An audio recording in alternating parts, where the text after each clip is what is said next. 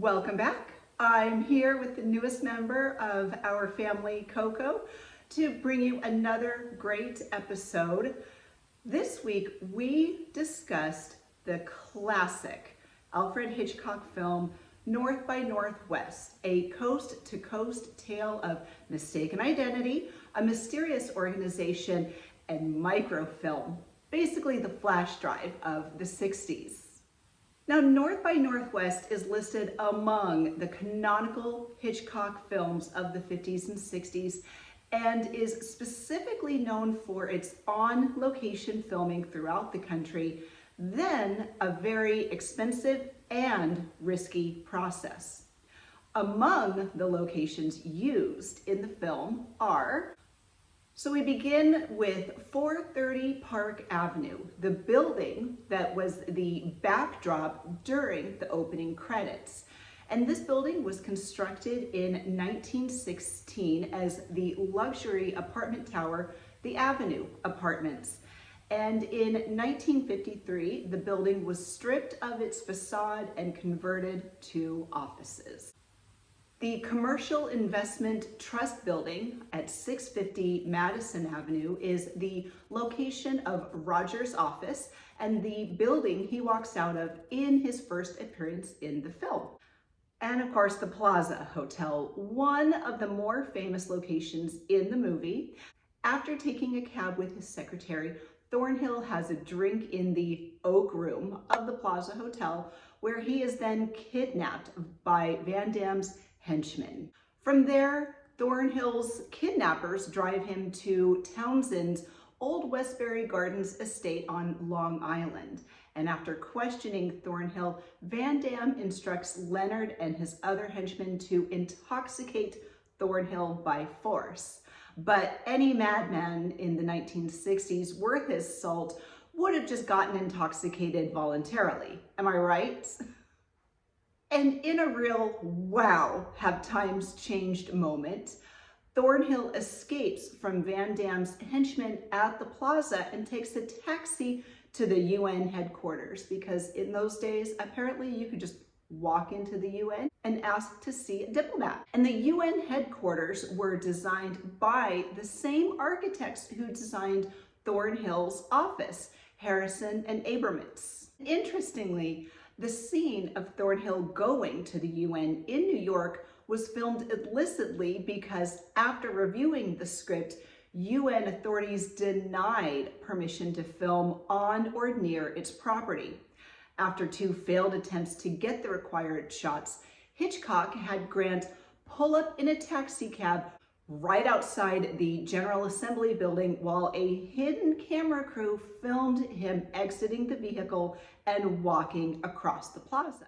Now, that was not going to be the first time Hitchcock illicitly filmed where he really was not given permission to, but we'll find out. And following the murder of Townsend at the UN, Thornhill rushes to Grand Central Station, where he sneaks onto the 20th Century Limited en route to Chicago through the gorgeous Grand Central Station, a Beaux-Arts style building built by and named for the New York Central Railroad.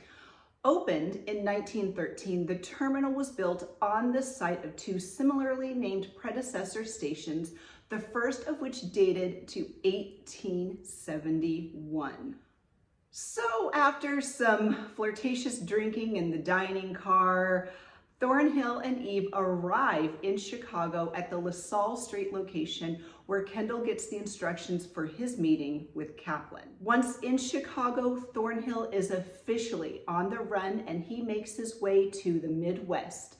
That famous crop duster scene that takes place in rural Indiana was actually filmed on a highway in Central California near the town of Wasco. Hitchcock added square signs to the location to replicate those found in Indiana. After narrowly surviving the nefarious crop duster, Thornhill returns to Chicago in a stolen truck he parks outside the Ambassador East Hotel. And this hotel opened in 1926 and continues operations to this day. He then arrives at Chicago Midway Airport, Following his arrest at the auction, he and the professor traveled to Midway Airport, where they board a flight for Rapid City, South Dakota.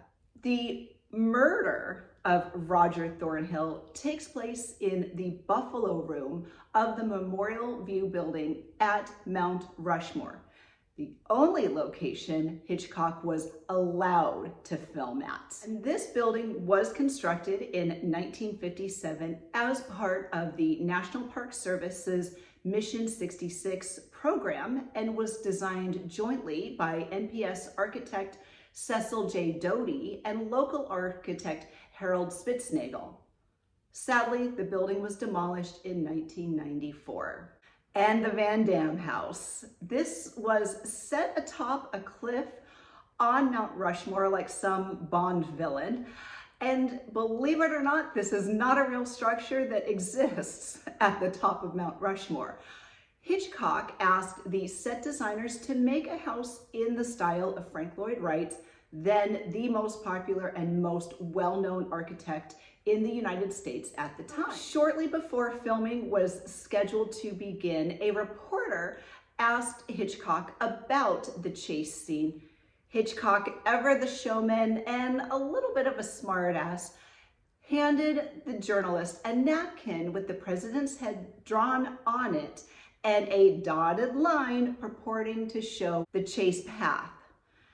The Rapid City newspaper printed the story and a picture of the napkin. Citing patent desecration, the Department of the Interior revoked Hitchcock's original permit and prohibited the filming of live actors in conjunction with either the real or mock-up faces.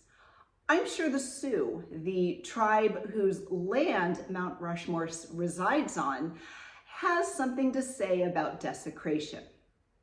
But it later released a permit allowing the use of a Mount Rushmore mock-up on the condition that the president's faces be shown below the chin line in scenes involving live actors. So with conditions in place, Hitchcock arrived in Rapid City on the 15th of September, and he became a model citizen and reassured South Dakotans of his good intentions.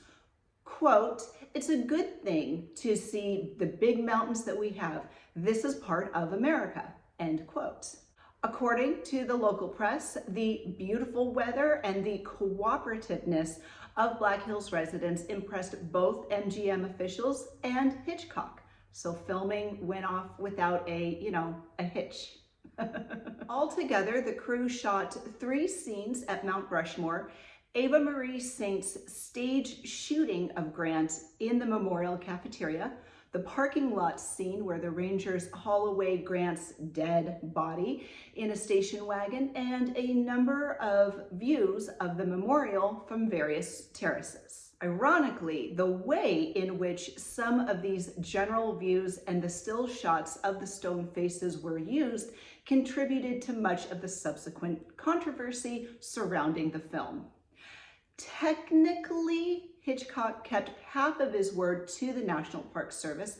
While he did not film any chase scenes on the real memorial, he eventually shot them on a studio mock-up against a background composed of the still shots. The National Park Service and the Department of the Interior would object to the use of these scenes in the finished film, claiming their violence desecrated the National Memorial. But film history was made and a classic was born.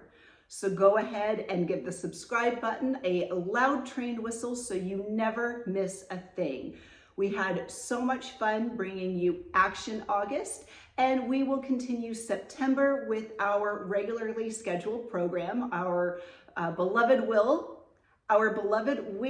will draw some fabulous titles for you. And then in October, prepare for our Halloween episodes. We love these. We appreciate our listeners, our viewers, our supporters. Find the Real Relationships podcast on Facebook, on TikTok, and of course, subscribe to us on Apple, Spotify, or wherever you get your podcasts. Stay safe, and we will see you soon. Bye.